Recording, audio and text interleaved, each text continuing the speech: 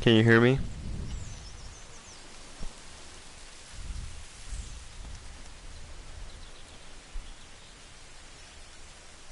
Mic check, 1 2 1 2. Hear me?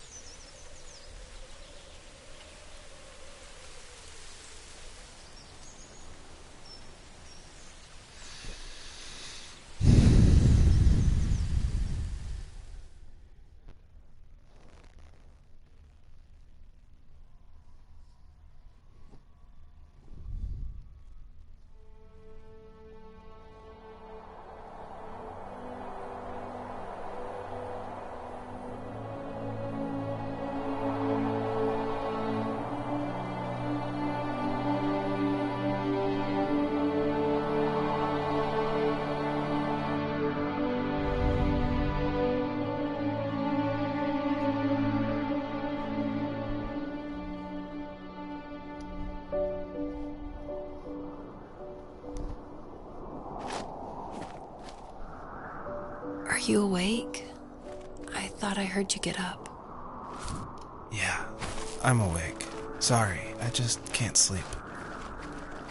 Are you thinking about him? Yeah, a bit. Usually get back to sleep, my love. I'm fine. No, it's okay. What else is on your mind? I don't know. It seems weird, but I had one of the most vivid dreams of my life. I saw a fox on a snowy mountain, just looking confused and worried. Those eyes. I can't get those eyes out of my head. She was running in the windy snow, looking for something. Do you think it has to do with you and what's been going on? I don't know. It was just a dream, Rachel. They're not meant to make sense.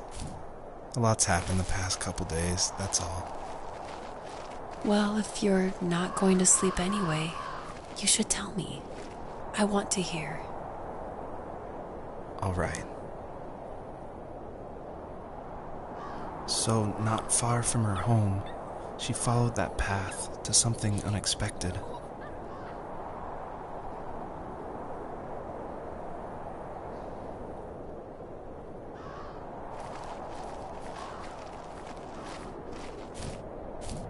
She couldn't stay, though.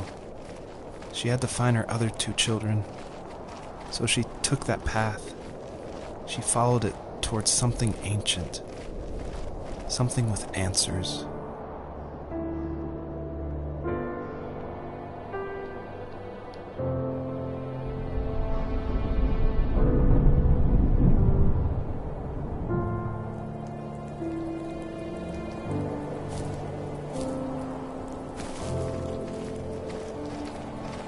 The fox looked high and low, searching for any sign of her cubs. Points of light showed the way to this ancient tree. It was as if each one had a story to tell, all their own. The land was trying to tell my story, too. I felt like I was right behind her the whole time.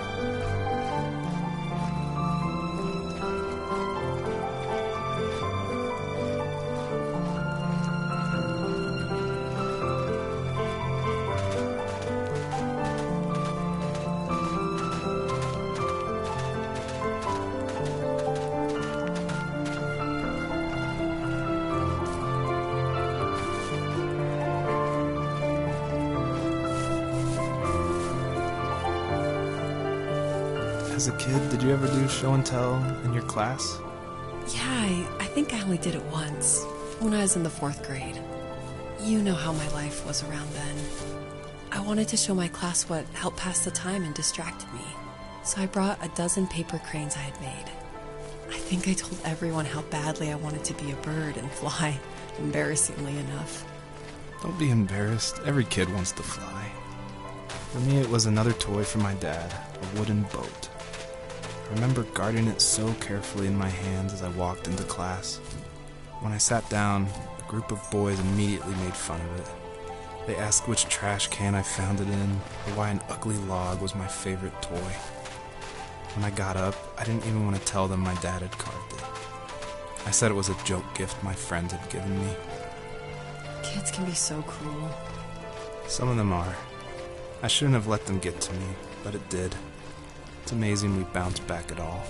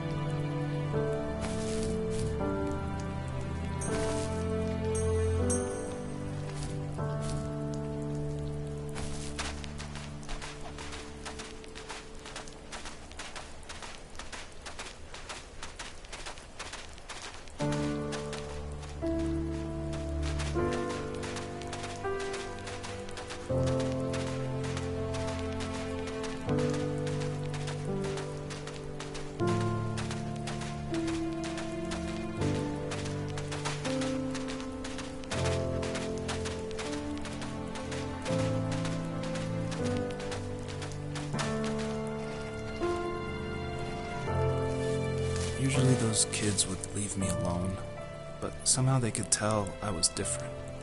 They made fun of how far away I lived. They called my dad a sourdough. I was a blabbermouth as a kid, telling my dad stories I made up for hours.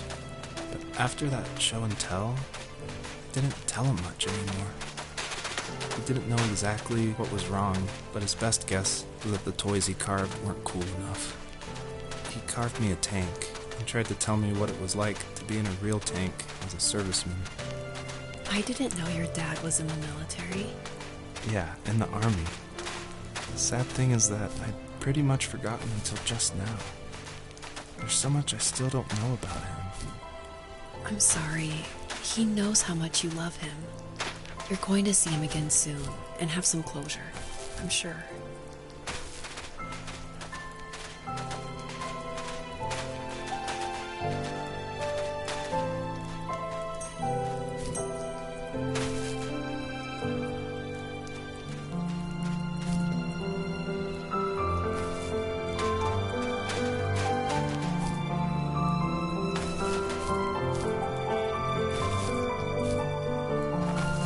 God damn, that's a big fucking thing. I understand foxes are small, but Jesus.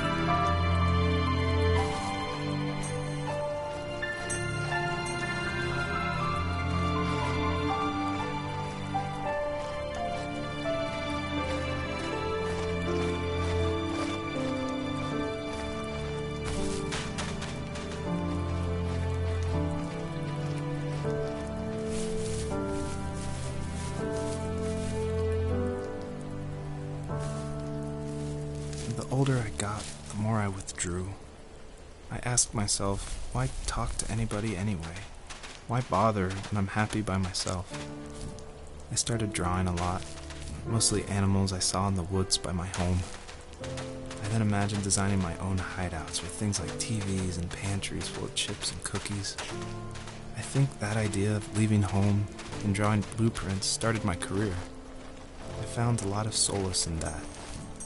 I'm not surprised, but I did the same thing, you know? There's something special about having a place to call your own. And now look at us. Well, if you count renting in an overpriced city. It's as close as we can get for now.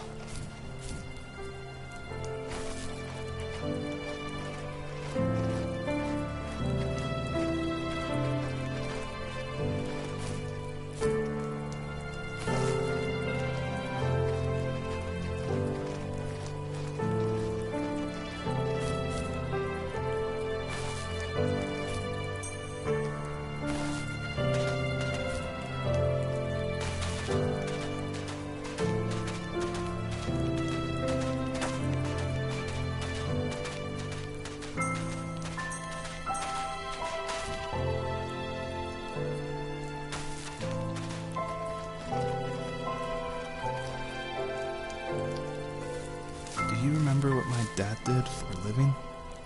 Wasn't he like a lumberjack? That's one way of putting it. If wood was a canvas, then a carving knife was his paintbrush. Even after working a 50-hour week, even after his hands were more splinters than skin, he would bring home the nicest piece of Alaskan weeping cedar and make me toys. That wooden train was the first toy I can remember, and I loved it. I just knew from a young age I was going to be a lumberjack, like my father.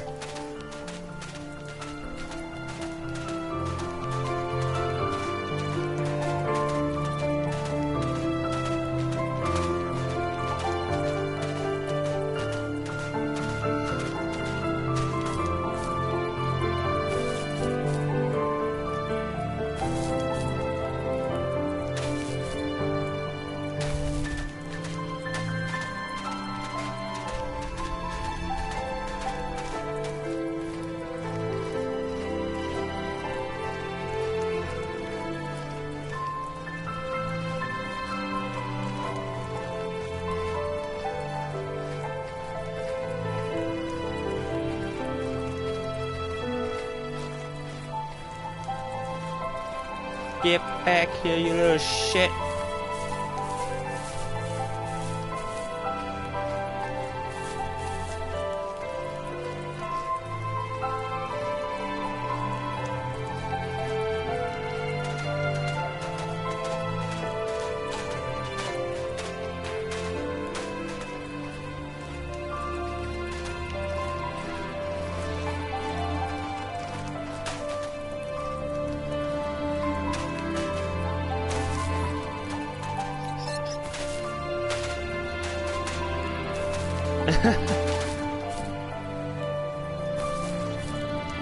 Got him.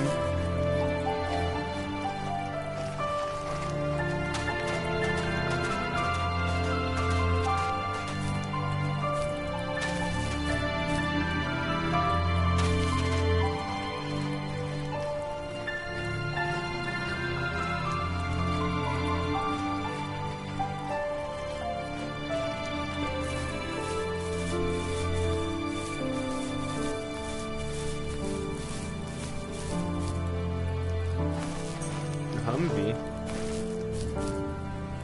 Oh, more futuristic version.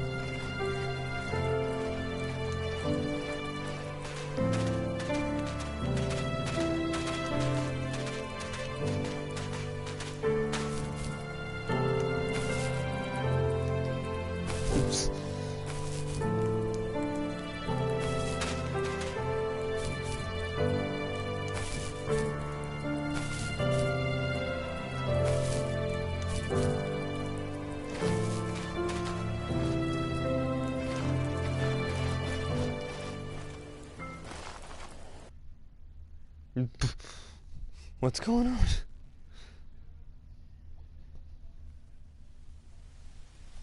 Oh.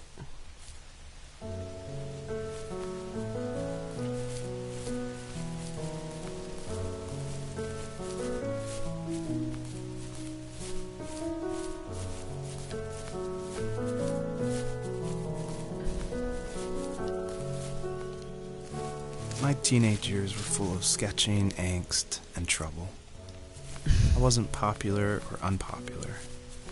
Maybe just forgettable. I guess that gave me a sense of freedom. So I hung out with crazy kids, doing crazy things, even though I mostly just watched the chaos ensue. We did it all. Put fireworks in mailboxes, hide roadkill in people's garages, break windows of the barber shop in Anchorage. My dad was furious, but he was so busy working he couldn't do much to stop me from going out. I think being an adult means there's no one to stop you making hard decisions.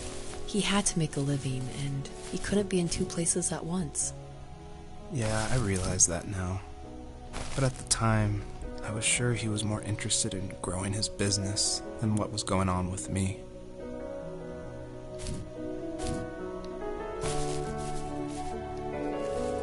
He was working another late night, and my friends were over, saying how bored they were and how they had come all the way out to my house for nothing. One of them mentioned how that old, ugly beyond belief truck was still in the garage, and how we should take it for a spin. I was only 15, so I kind of fought it for a while. The next thing I knew, we were careening around the mountain path, rocks spitting onto the sides of the cliff, while my dad's cringeworthy bluegrass blared out the speakers. I drove while my friends were in the back of that yellow and purple truck, throwing beer bottles and trash at anything remotely interesting. Felt like I was soaring in the air with borrowed wings. But all good things have endings. A cop outside of Eagle River pulled us over after he saw us send a bottle rocket into someone's yard. What followed was a long night of talking to disappointed adults and feeling smaller than ever. Damn it.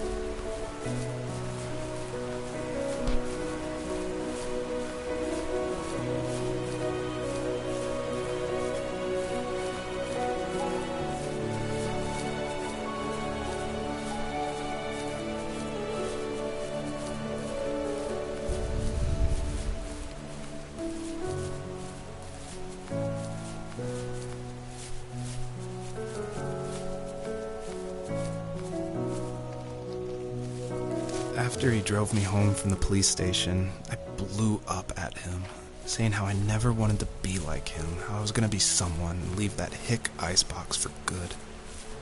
He just looked forward at the road with tired eyes. I took out that bluegrass tape from the cassette deck and chucked it out the window. In my sage teenage wisdom, I thought I had proved the ultimate point. But my dad had a different idea.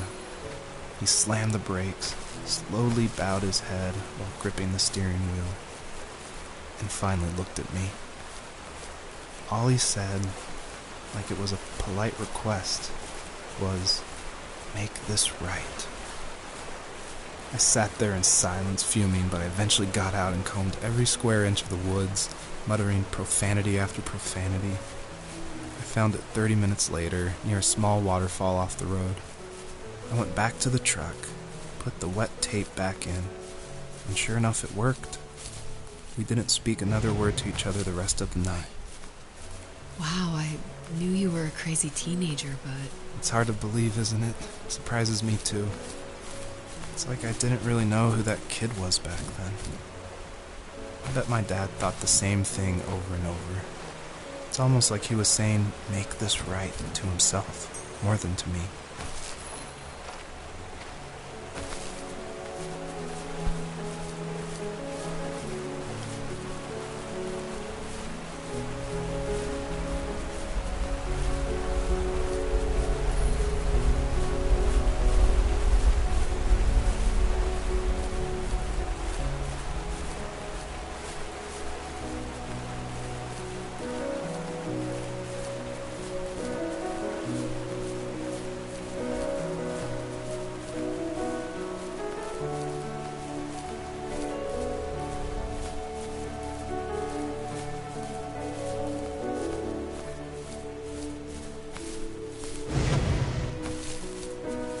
What the hell?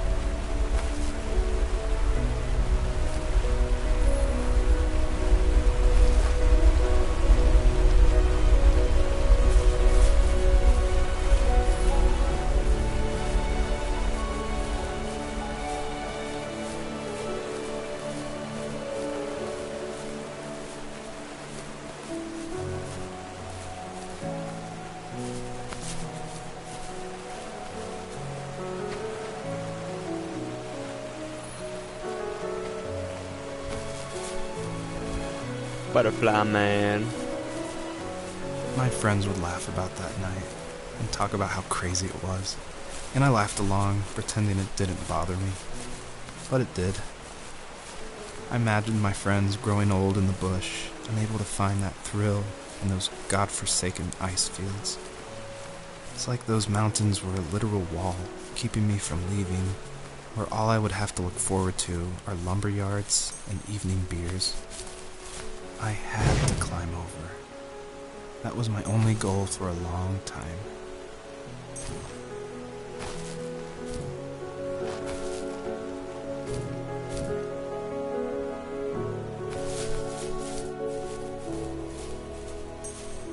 God, this game is gorgeous.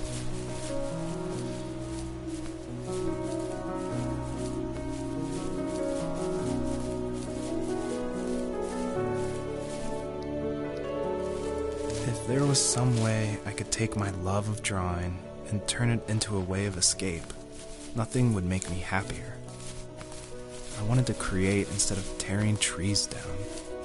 I wanted to move to the lower 48, not because I hated it there in Alaska, but I hated the idea of it. It's like all of that spite inside me had created this monster which followed me around my whole teenage years. I put so much energy into doing what others didn't expect of me. Why did I do that? There's one factor forgetting, though. If you didn't have that fire in you, we probably would have never met. You're absolutely right. Maybe the destination is all that matters in the end. But then why am I awake? Why am I seeing this fox go on her journey? And why can't I stop thinking about my dad?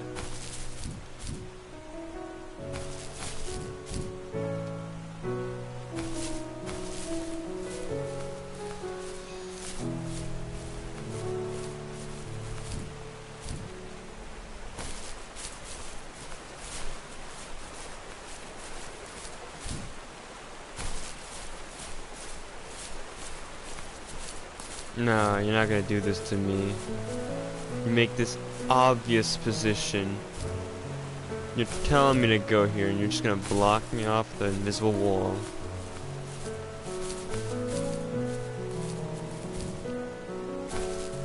If that's not cock block, I don't know what is.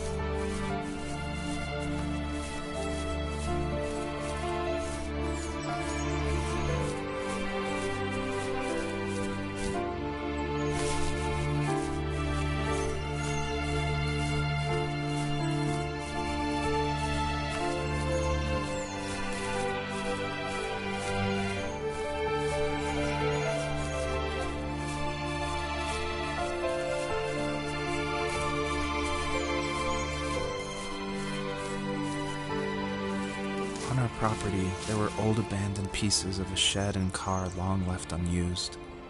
I used to ask him all the time who those people were that left all this junk, and I'm sure he got so tired of hearing it that he made up some elaborate stories how a brown bear ate them and haunted the woods afterwards.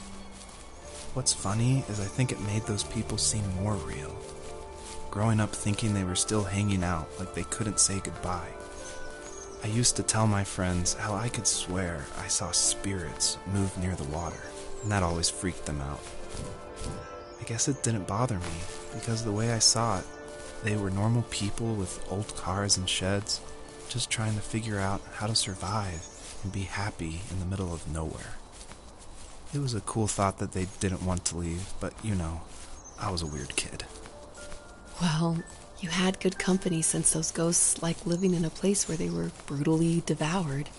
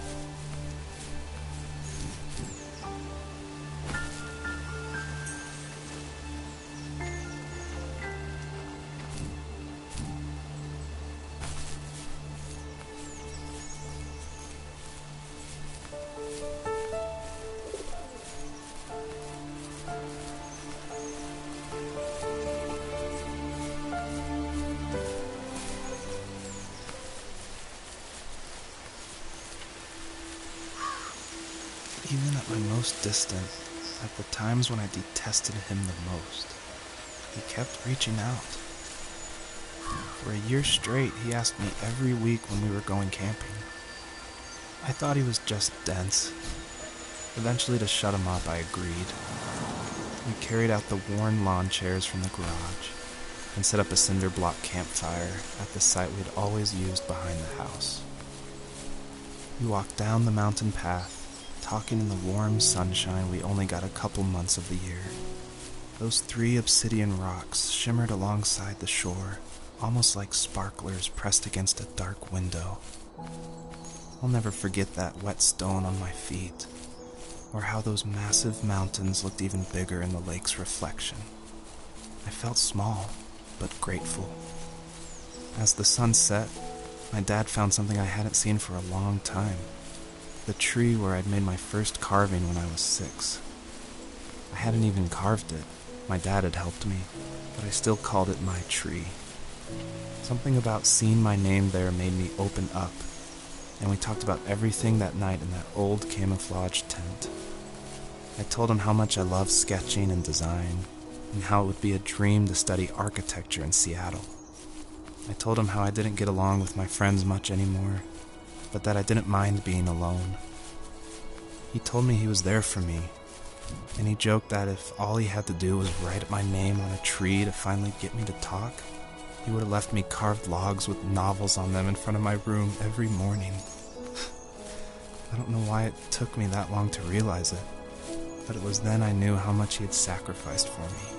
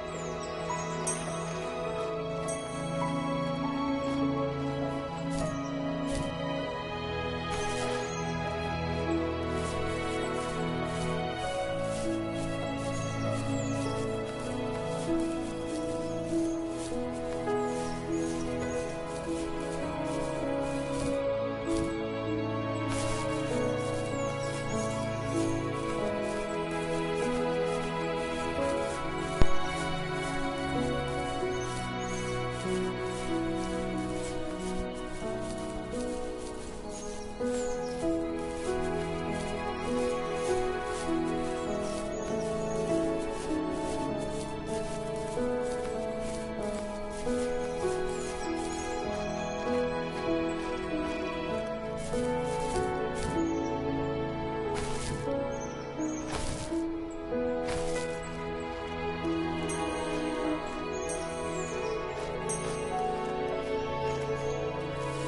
were happiest underneath the evergreens.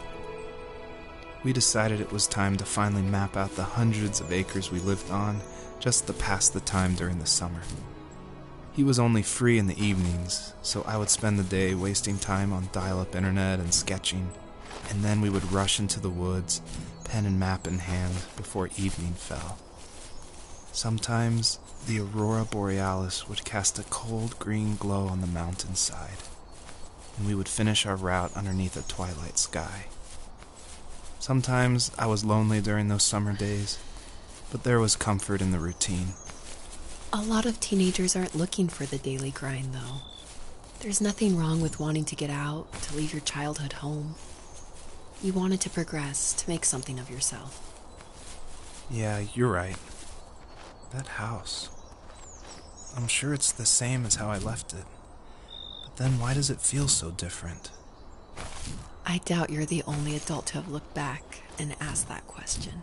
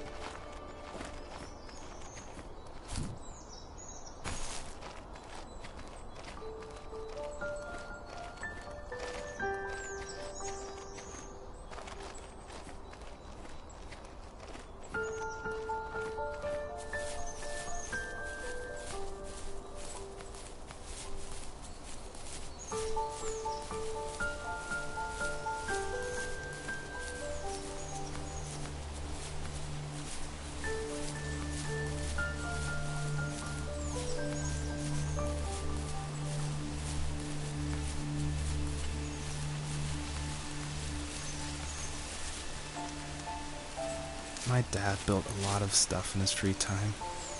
If he wasn't watching fly fishing or reading Tom Clancy novels, he was carving something. Tom He made Clancy. tons of birdhouses.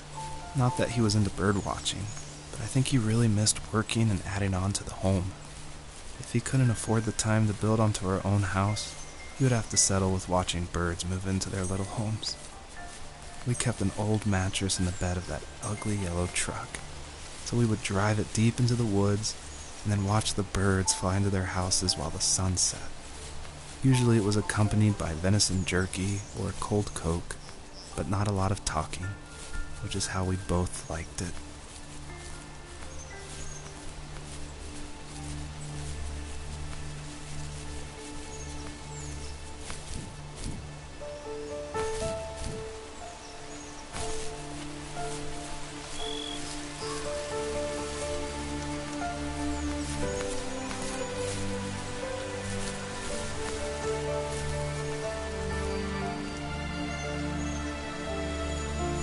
Joseph?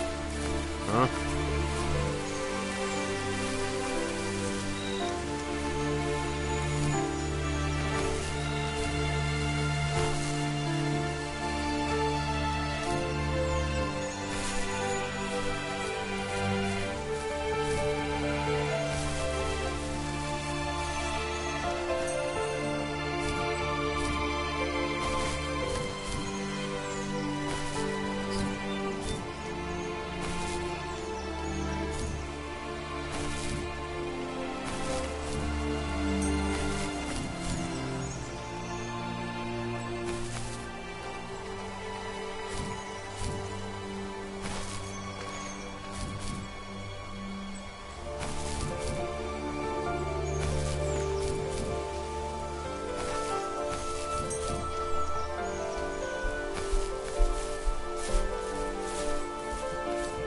The perpetrator stood nearby, unfazed, like nothing was wrong. My dad is dead, and he's never coming back, Rachel. I can tell you these stories, but I can never reminisce with him again. He can never hold a grandchild that we'll probably never be able to have. I can never talk to him again, and I'll never be able to say I'm sorry for everything.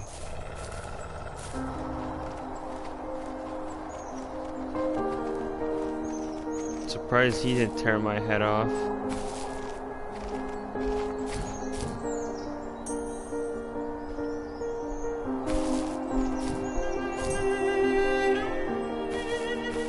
I'm surprised the wolf who killed the child didn't tear my head off as well.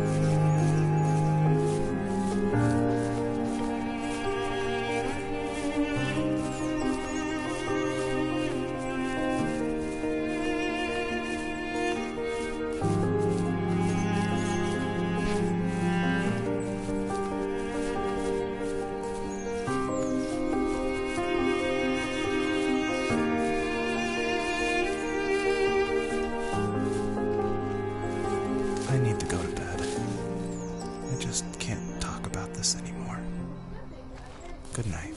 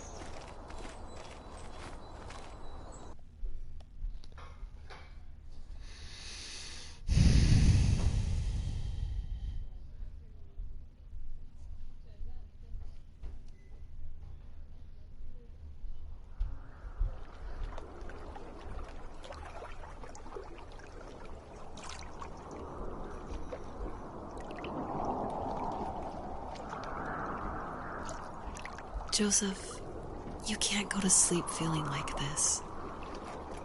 I'm sorry for everything, and I know you need space, but I'm here for you. You don't need to feel so lost. Joseph, have I ever told you what my mother was like?